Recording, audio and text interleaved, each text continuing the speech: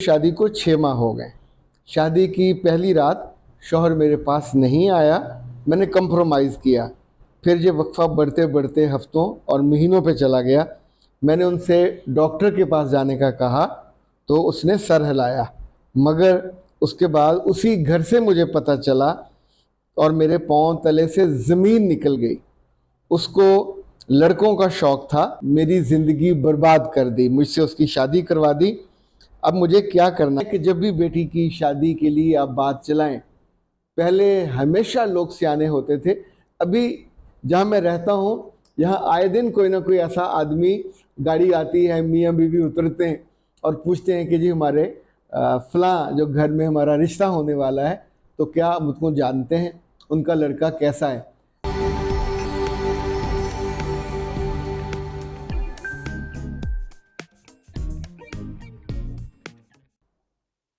बिस्मिल्लाहिर्रहमानिर्रहीम। खातिन हज़रात, मैं हूँ अख्तर अब्बास और आप सबको अस्सलाम वालेकुम। रिश्मा का सवाल है और बहुत ख़तरनाक, तकलीफ़ दे, दुख देने वाला सवाल है। सर जी, मेरी शादी को 6 माह हो गए। शादी की पहली रात शौहर मेरे पास नहीं आया, मैंने कंप्रोमाइज़ किया। फिर जब वक्फ़ा बढ़ते बढ़ते हफ्तों और महीनों पे चला गया, मैंने उनसे डॉक्टर के पास जाने का कहा तो उसने सर हिलाया। मगर उसके बाद उसी घर से मुझे पता चला और मेरे पाँव तले से ज़मीन निकल गई। उसको लड़कों का शौक़ था, उसकी फैमिली को मेरी ज़िंदगी बर्बाद कर दी, मुझसे उसकी शादी करवा दी। अब मुझे क्या करना चाहिए। खातिन हज़रात, ये जो दुख है, ये तकलीफ़ इस कदर ज़्यादा होती है उस बच्ची को और उसके ख़ानदान को जब ये बात पता चलती है। ज़रा निरी रुसवाई है, जिसे पंजाबी में नमोशी कहते हैं। 3-4 चीज़ें ऐसी हैं जिसको इस सवाल के हवाले से हम ज़रा एलेबोरेट कर लेते हैं ताकि कोई और बेटी इस दुख में और इस तकलीफ़ में ना जाए। एक बात तो ये भी याद रखें कि जब लड़के के बारे में ये पता चलता है कि उसे इस तरह का शौक़ है, और अल्लाह माफ़ करे, आप शौक़ किस चीज़ को कह रहे हो, खुदा की नाफरमानी, गुस्ताखी, यानी जिस कौम ने ये इसे लवातत कहते हैं, जिस कौम ने, चाहे वो फ़ाइल हो चाहे मफ़ूल हो, जिस कौम ने किया था, अल्लाह ने वहाँ, और वो फिर भी बाज नहीं आए, तो पूरी कौम को अल्लाह ने अपने कलाम पाक में बताया कि कैसे उनको मार दिया गया, सबको सज़ा मिली। और स्वाय हज़रत लूत के और उनके कुछ इज़्ज़ा के, या वो लोग जिन्होंने उन पर ईमान लाए थे, इवन उनकी अपनी अहलिया भी उसमें मारी गई। ये जो गुस्ताखी होती है खुदा के कानून के साथ, इसे शौक़ नहीं कहा जा सकता। लेकिन हमारे यहाँ ये मामूल है कि जो घटिया मेंटालिटी के लोग होते हैं, गुस्ताख होते हैं, वो जब चाहे किसी लफ्ज़ को बिगाड़ दें। यहाँ जो नशा करने वाला और घटिया दर्जे का आदमी होता है, उसको खलीफा कहा जाता है। आप अंदाज़ा कीजिए, खिलाफत हमारे यहाँ आला तरीन दर्जे के सहाबा वो उस पर फाइज थे। लेकिन जब घटिया लोग किसी उम्दा लफ्ज़ के पीछे भी पड़ जाते हैं, जब भी बेटी की शादी के लिए आप बात चलाएं, पहले हमेशा लोग सियाने होते थे। अभी जहाँ मैं रहता हूँ, यहाँ आए दिन कोई ना कोई ऐसा आदमी, गाड़ी आती है, मियाँ बीवी उतरते हैं और पूछते हैं कि जी हमारे फ़लाँ जो घर में हमारा रिश्ता होने वाला है, तो क्या आप मुझको जानते हैं, उनका लड़का कैसा है। अच्छा, कुछ बच्चों के बारे में मैं जानता हूँ कि वो बहुत रेगुलर नमाज फ़जर पे आते हैं। जो बच्चा नमाज फ़जर पे आता होगा, आप सोचिए उसकी लाइन और लेंथ कितनी बेहतर होगी। वो अपनी नींद आराम छोड़ के अल्लाह की मोहब्बत में आता है। अगर मैंने उसको कभी लड़ते नहीं देखा, किसी गलत काम में नहीं देखा, तो मैं गवाही दे देता हूँ। इसी तौर पे कुछ के बारे में आप नहीं जानते होते, पर उनके घर से लड़ाई की आवाज़ें आती हों और आए दिन कोई ना कोई बड़ा मसला होता हो, तो ये भी बता देता हूँ। लेकिन जब आप जाते हो तो आप दुकानदार से ज़रूर पूछा करें। अगर उसके कोई दोस्त हैं, उनसे ज़रूर पूछा करें। इनफैक्ट ये जो बुरी रेपुटेशन है, ये घर के आसपास लोगों को इल्म होता है। और अगर लड़का सोने का भी हो, लेकिन अखलाकी तौर पे, इसे हम कहते हैं करैक्टर लेस होना, जिसका किरदार ना हो, इनफैक्ट उसके साथ इस बेटी की ज़िंदगी नहीं गुजारी जा सकती और इसको फौरी तौर पे उससे अलहदगी इख्तियार कर लेनी चाहिए। चूँकि ये जिस तरह की ज़िंदगी बच्ची गुजारेगी, रोज़ मरेगी, रोज़ जिएगी, और फिर खुदा ना खास्ता, 100 दफ़ा खुदा ना खास्ता खुद गुनाह पे चलेगी तो क्या करेंगे?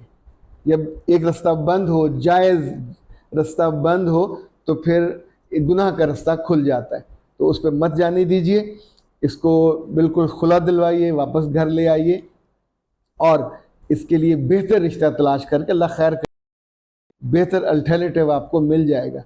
एक बात और याद रखें, जिन ख़ानदानों में ऐसे बच्चे पैदा होते हैं, ये पैदाइशी मर्ज़ नहीं है, या किसी कज़न ने या किसी हम उम्र कज़न ने, किसी बड़ी उम्र के रिश्तेदार ने, ड्राइवर ने, घर के मज़ारे ने, वॉचमैन ने, कभी कभी ट्यूटर्स ने, अगर किसी ने बच्चे की इज्जत लूटी और उसके साथ ज़्यादती की और फिर घर वालों ने उसको ना रोका, बच्चे ने बताया तो उस पर पर्दा डाल दिया, तो उसके बाद ये होता है कि ये अमल बार बार होता है उसी कज़न से, और वो ऐसे बदबख्त कज़न कि फिर वो अपने दोस्तों को या बाकी कज़नों को भी बता देते हैं, और यूँ एक उस बच्चे को उस अजाब से गुज़रते गुज़रते उसकी लत पड़ जाती, जिसको उन्होंने शौक़ कहा। ये शौक़ नहीं है, ये लत है, ये नशा है।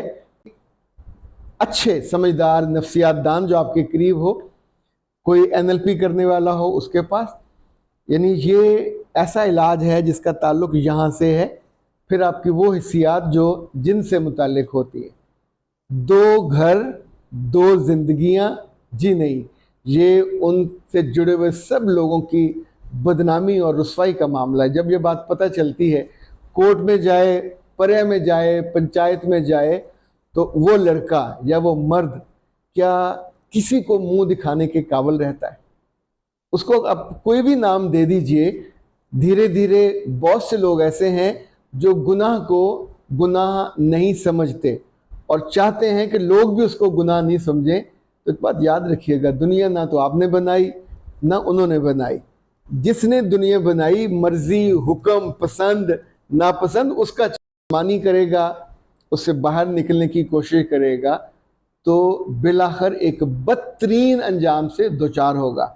लेकिन उस अंजाम से पहले पहले कितने लोगों की ज़िंदगियाँ, कितने लोगों के जज्बात, उनके एहसासात और उनकी फीलिंग्स, उनके घर वालों की। आप सोचिए, अगर ये बच्ची, मैंने शुरू में गुजारिश की थी कि बेटा ऐसा कभी होने लगे, और शुरू में बच्ची को फ़ौरन ही पहली शब अंदाज़ा हो जाता है। होता है किसी का अंडरस्टैंडिंग के साथ, एक समझदारी के साथ अपने स्पाउस को स्पेस देना, उसका डर, उसका खौफ वो करना।